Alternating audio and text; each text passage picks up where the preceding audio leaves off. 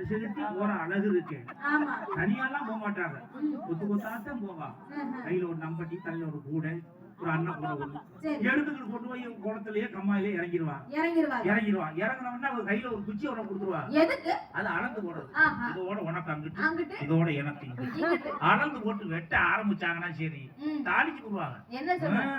முழங்கால ஆழத்துக்கு வெட்டி கூட நிறைய மண்ணை அள்ளிக்கிட்டு அந்த கரையில கொண்டு போய் கொட்டிட்டு வர்றதுக்கு நாக்கு தள்ளி மோரையில முன்னு வெடிச்சாங்க. அப்படியே விடுறாங்க.